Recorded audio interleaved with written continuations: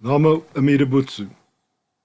An urgent request to take immediate action by Gansen John Welch. Make haste, as there is no more precious time to waste. With every breath we are closer to death. We feel and hear with growing fear our heartbeat, because we know defeat is near. When the heart ceases and terror and panic increases, there is then no more time left, and we are totally bereft of our body and brain. But still we experience pain in the bardo as we go helplessly from one life form to another, deprived of spouse, father, mother, friend, sister, and brother.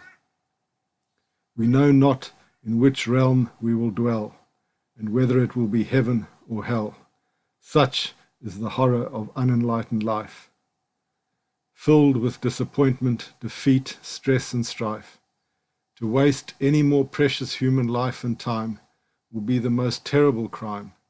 Listen to, read, and understand Amida Dharma, the only way to Amida's pure land. Namo Amida Butsu. Namo Amida Butsu. Namo Amida Butsu. Thank you, Amida Buddha. I take refuge in Amida Buddha. Homage to Amida Buddha. The above verses were inspired by the following letter 13 of Fascicle 4, written by Master Rennyo. Reflections in Early Summer. Quote, Fall and spring have slipped away, and it is already the middle of early summer in the 7th year of Mao. I have grown old. I am now 84.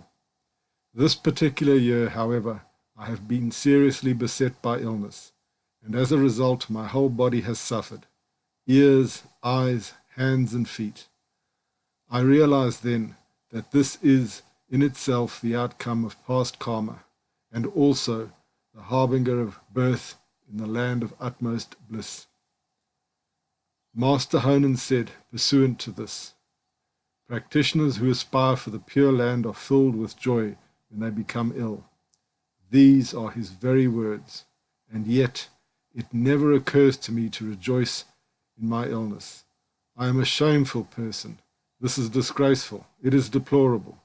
Nevertheless, according to our sect's teaching of completing the course of birth in the pure land and ordinary life with the awakening of the one thought moment of entrusting, I am now settled in the single path of faith that is Anjin.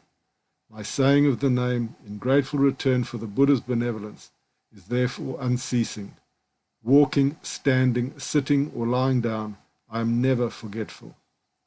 What follows are the reflections of this foolish old man.